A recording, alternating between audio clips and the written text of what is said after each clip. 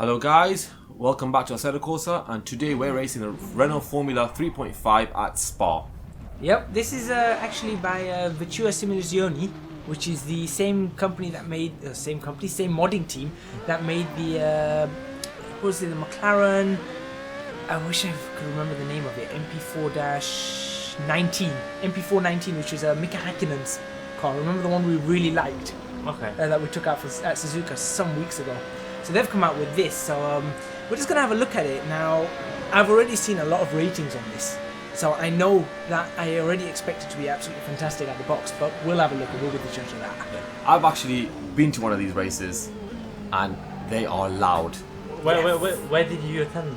Silverstone. Silverstone, yeah. A few years back. And these things, I mean, at first glance, you actually think you're actually at a Formula 1 race, but obviously when you look properly, you think, it's not. But these are loud and they're very, very fast. They are very fast cars. I mean, I've seen these cars live as well, and it's very, very strange to see an entry series car that has this kind of speed on it. And I think we'll just go into the specs and actually figure out why it's got this kind of speed and this kind of downforce. Yeah, I mean, the top speed has got 194. Yeah, so that's pretty fast. Yeah, actually. I mean, it's normally locked on the speed.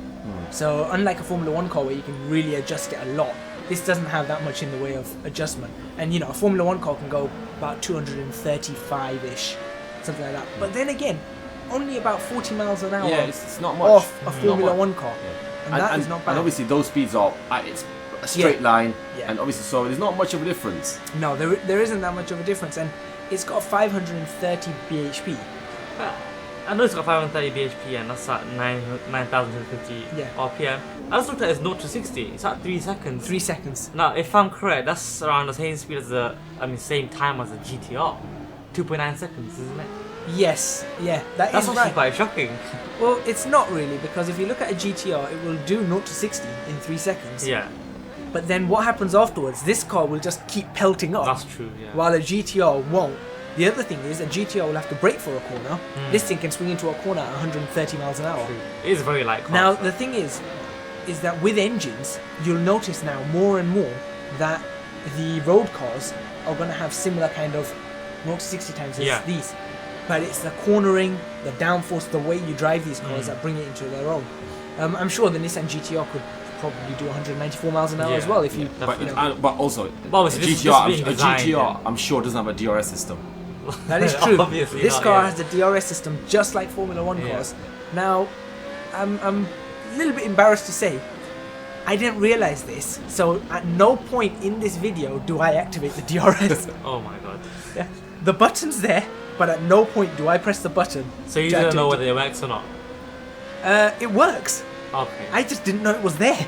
Have you ever used DRS in the Assetto Yes, Corsa? I have used DRS in the Assetto Corsa before. I just didn't know that this car had it.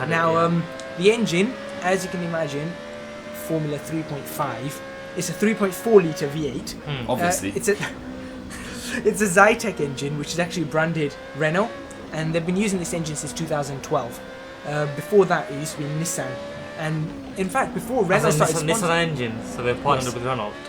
No, actually, before this, it used to be called Nissan Formula 3.5 Oh. some years ago, and then they just continued with the Nissan engines for a while. Okay. And then they came up with these Zytec engines. Now, these Zytec engines are about 50 bhp more than the older engines, and overall, the car is about 15 kilos lighter than it used to be. Now, we're talking from 2012 onwards. Yeah. These cars don't change like Formula 1 cars. It's not every single year that these cars are going to change. Okay.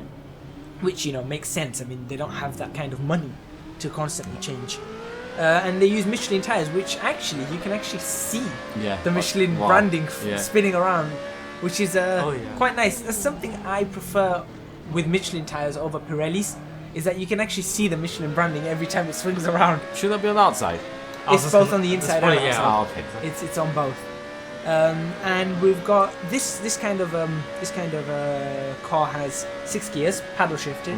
So it's 1 gear less than now 2 gears less than a Formula 1 car. But obviously, because we said it's lower on power, lower on top speed, it doesn't need the extra gears.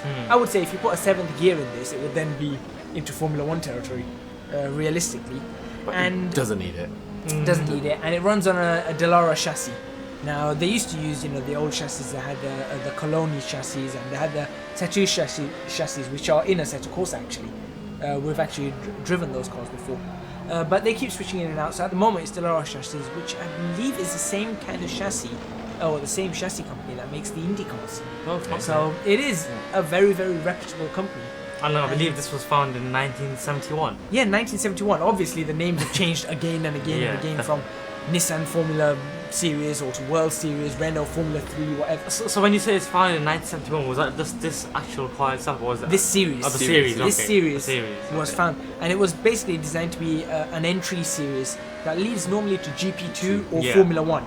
And in fact, 3 of the drivers that we've got that come in this pack, Carlos Sainz Jr., and I'm sure you've probably heard the name Carlos Sainz, double World Rally Championship champion. Carlos Sainz is his son. He was a teammate to Colin McRae back in a long time ago. Colin McRae? Yeah, the late Colin McRae. And Carlos Sainz Jr. is actually the current champion in this series. But he's now a Formula 1 driver, which means at the end of this season he will lose that championship. Will Stevens and Roberto Merri are both drivers in Formula 1 now. They both drive for Mana Marussia, and they both came from this series as well, and they're included in this pack. And I think we'll just quickly go over some of the notable drivers. So let's see how many of these you recognise. So Fernando Alonso. Yeah, Alonso we know. He was the 1999 World Champion. Ricardo Zonta. You probably recognise that I don't name. recognise that. Formula 1. Heikki Kovalainen. Yeah. We've got Robert Kubica. Yeah. Sebastian Vettel. Yes. Daniel Ricciardo. Yeah. Smiley guy. Smiley guy, there you go. And Kevin Magnussen. No. Kevin Magnussen was a McLaren driver, and he's the son of Jan Magnussen, who was a Formula 1 driver. I've heard of Magnussen. You probably know the name Magnussen. Yeah. So there are quite a lot of drivers that have been in this series that have then ended up in Formula 1. And there's others as well, like Karen Chandok. In fact, I think, and I don't want to say this, but I think I probably have to, I believe Pastor Maldonado was a driver in this some years ago. Oh my god. Did he pay? Well, that's how they sort of, some of them work their way in, don't they? No, did he pay to win? I think he paid to advance. He didn't actually ever win a championship in this, which that's why it confuses me. How is he a Formula 1 driver? He didn't win anything in this thing. Quite simple. He paid his way through. Yeah. Let's not go there right now. That's quite a picky debate. Although I'm just gonna say I do agree with thinking he doesn't deserve an F1 drive. That's my personal opinion. But moving away from that and drivers and stuff, let's talk about the mod now. Yeah. I think we've covered all the specs and everything. Let's really go into the mod. It comes with 16 liveries. Yeah, it comes with 16 of them are real. Yeah, 15 of them is all the 15 drivers, including Sainz, Merri and Stevens. Yeah. Now, I'm inquisitive. What's the one that's not real? The one that's not real is their own livery. Which, if you remember, we saw in the McLaren as well, the grey and orange livery. Okay, yeah. So they've got that one in here as well, which is absolutely great, I think. And I think that not only with these 16 liveries, one thing that I really liked about this is that there's 3 variants. You've got low downforce, medium downforce, and high downforce. And all of them look different. The wings look different. You've actually got the thinner wing. Yeah. I mean, if you look at this one, you can see it's a very thin wing if you look in the replay box. That's because I'm testing a low downforce variant. I like Spa with low downforce. I know some people prefer medium downforce package. I like low downforce, and then all I did is I just put the rear wing up another degree. So just to give me just that slight bit of balance in the corners. And so that's the one I'm testing right now. All of them have the same power, all of them have the same torque, everything like that. But their aerodynamics are different. And I think that's really, really nice. So I really like that. Okay. Modelling, I think it's top-notch modelling. Yeah. Again, I mean, we were just saying before this, what it's like, and we were comparing a number of things here to Formula Corsa in terms of quality, and I think as I sort of try and slide, funnily enough, while I was doing that, I was actually gaining time somehow. I don't know how. I was quite shocked when I was recording. I'm thinking, wait, hang on, what's going on? But its modelling's really, really nicely done. It looks very accurate to the real car. Sorry, I'm going to stop you there for a second. Yep. I'm just watching that. I think something's missing when you're turning the steering wheel. What, my hands? Yeah. I've just disabled the hands. Oh, okay, fair enough. Oh. Okay. I've disabled the hands. I don't. Sometimes you know That's when like you're ghost driving. Yeah, it just looked odd, and I thought something was that. Then I couldn't put my okay. Yeah, I disabled the hands. I really probably should re-enable them. But it looked really good. I love the steering wheel on this thing. I really do like the steering wheel, especially with the fact that not only is all the data there and everything works, gear, revs, previous lap time, current lap time, best lap time, your delta, how many liters of fuel you've got on board. Not only that, at the bottom it even says Renault World Series or something, or Renault Formula. Yeah, I can. Yeah, right, you can just make it out. Yeah. And that's a nice little touch, just to sort of highlight the fact that you're sitting in a Formula 3.5 car. And so I really like that. Moving on from that to textures. Now this is where I think it let it down just a little bit. You can kind of tell. I'm not sure if you're probably on about the outside of the car, but on the interior of the car you can actually see the Carlos. It doesn't look very clear, does it? Carlos sign, exactly. That's one of the first things that I noticed when I got in this car. The first thing I noticed was those were blurred. And even the carbon fiber is very fake. Well, it just looks very. You can tell it. As it moves, it feels like when you're watching the static on a TV. Yeah. Actually, no, I think that might be this TV. Oh, okay. But no, it is with the textures, like where it says Carlos signs. They're basically the website on either side. Yeah. It looks very pixelated. Yeah, that's the word. And there are some textures on the outside that have a similar look. Not all of them though. Not all of them. Some of them are really nice, crisp textures. But it seems to be that the writing, any sort of writing that's on the car, and being a Formula car, there's always lots of sponsorship, so there's going to be writing. And it's not noticeable from far. Yeah. So in a replay, you really won't notice it. So that's okay. But when you're sitting in the car, you sort of notice it on the sides. And that's, for me, that's the biggest letdown on this mod. And apart from that, I think, your category is always sounds. But since you've been to the race, and I've heard it. I think they're spot on. I mean, for what I can remember, it's been a few years back, but I remember being loud and at times annoying. Do you know what I mean? Like, in the top, when it's in the top gear, it just sounds like a buzzing. And that's it's there. Yeah. I would say that it's pretty much spot on as well. What was its highest rev? Oh gosh, I can see it makes its most power at 950 RPM. So I think it was 10.5. 10.5. Yeah, I think it was something like 10.5. It's not a high revving car. It won't be more than 992. Much more. Yeah, it wasn't a high revving car, but you know what? It did sound fantastic. Yeah, it was a really nice car to sound, and it feels really good to drive. And when I mean really good, I mean I just crashed there. Right, I was on a really good lap. Now watch this lap. I take this lap just as confidently as the previous lap. I was gonna say it feels easy. Like I don't want to say beginner. But it's a nice car to not start to get in the medium range before you go on the hard. It's entry level to Formula. You know what? I felt confident lap after lap that I did on this. I knew I could go faster and faster. Even when I crashed, I thought, you know what? I can get on this lap, and I can do the exact same things that I did in the previous lap, and get almost all of that back. And you'll see at the end of this lap that at the end of the second sector on the lap that I crashed, I was 1.3 seconds up or something. Yeah. This lap, I was 1.18 seconds up. I only lost 1/10 of a second through a whole lap. Yeah. Because it gave me that much confidence. I knew I could just keep going. Yeah. I mean, the corners, the way it feels like you're. What's the word? When you're taking the corners, it looks like you're not gonna crash. Yeah. You know, some cars.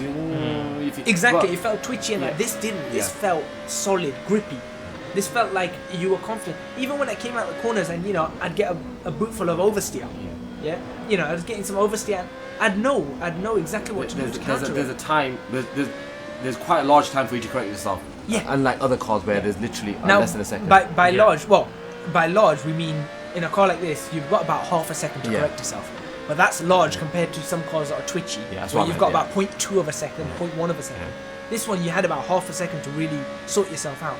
I found the brakes were really balanced. Straight out of the box, I didn't have to make any braking adjustments. Lockups normally happened when you were braking. You braked really suddenly, and you were turning. That's when lockups normally happened. And you probably see a very slight lockup there as well.